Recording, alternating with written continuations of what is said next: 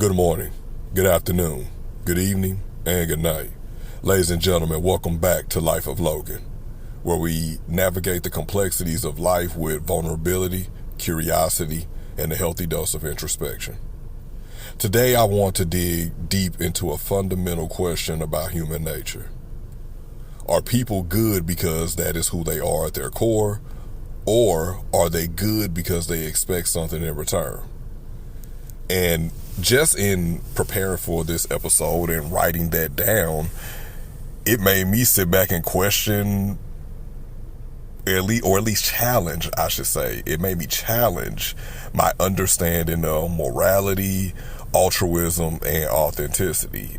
And like with a lot of those things that can make you take a deeper look at yourself, it forces you to look inward and examine not only the people around you, but more importantly, you look at yourself in a different light and figure out, why do I do things?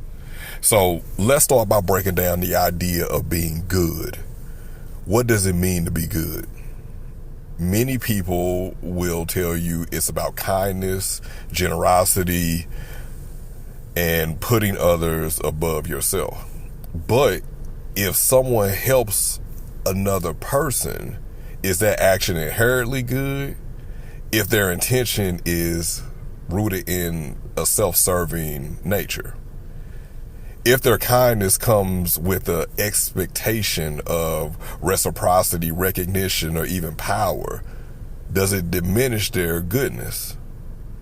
And philosophers, content creators, people in the barbershop have debated this for centuries.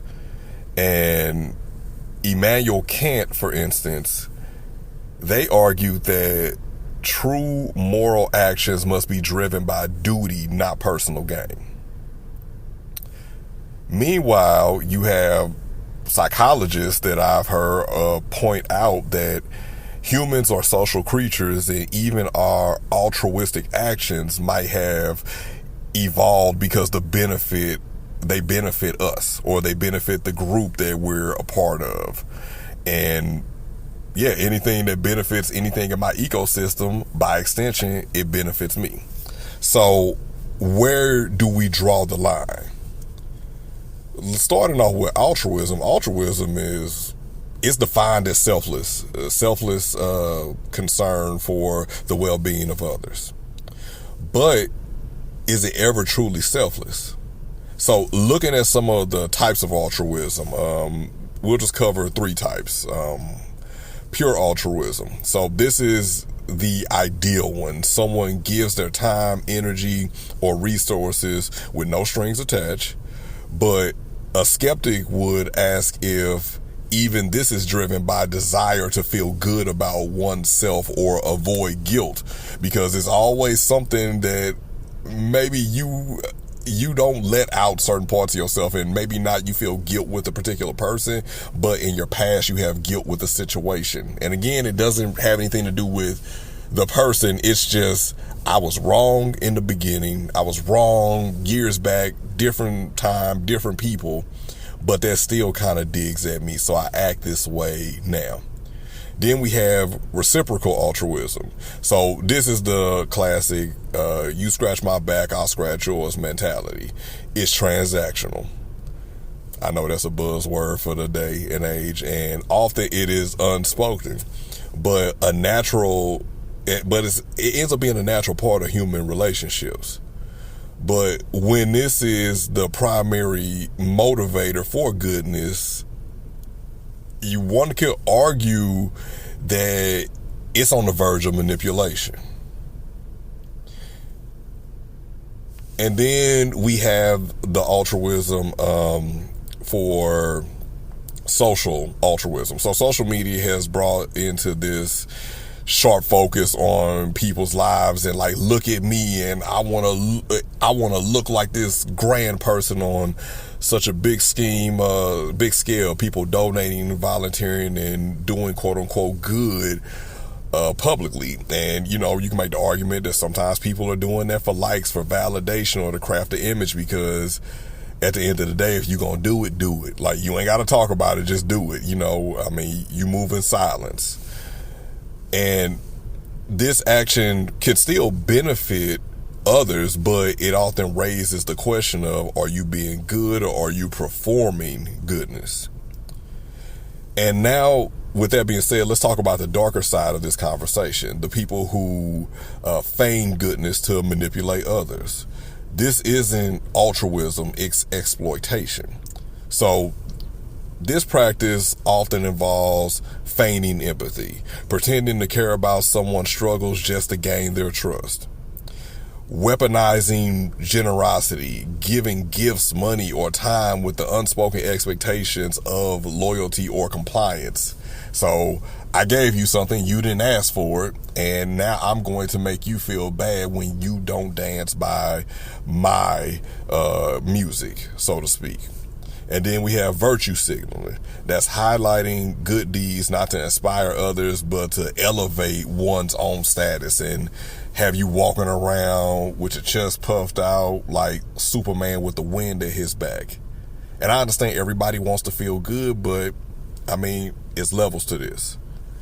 So the manipulative mask of goodness can be easily damaging, especially damaging because it erodes trust. When someone realizes that they've been under the guise of kindness, it leads to a person becoming cynical and heaping copious amounts of skepticism towards genuine acts of care. So the fallout from this isn't just you and that person. Like, it make you look at everybody funny. Everybody looks funny in the light. And in battling with it, I've had to ask myself, so how do you determine true goodness? So how we distinguish authentic goodness from performative or manipulative acts. And like with everything, it starts with intention, or it should start with intention. So ask yourself these few questions. Would this person still do this if no one was watching? Would they act this way even if they receive nothing in return? And does this behavior remain consistent over time, or does it shift based on what they stand to gain? And then in turn, you turn that lens on yourself and ask, why do I do the things that I do for others? So this conversation isn't just about questioning others, it's about questioning ourselves. Sometimes we may realize our motivations aren't as pure as we'd like them to be. And that's okay.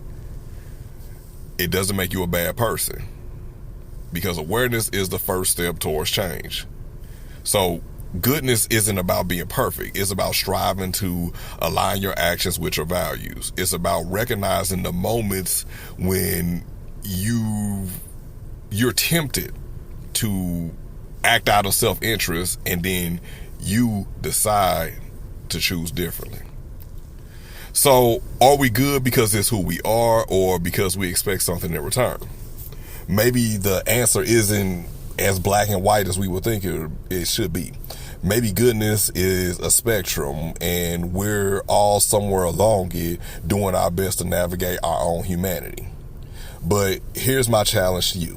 The next time you do something kind, pause and reflect. Ask yourself, why are you doing it? If your intentions aren't as pure as you like, don't beat yourself up about it.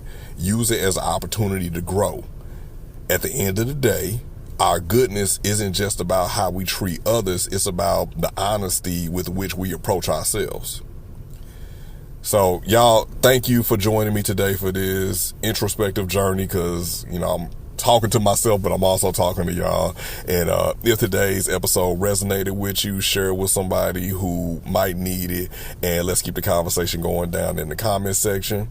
And how do you feel about yourself? Are you being good, or are you gaining? This is Life of Logan, signing off. Until next time, stay true to yourself.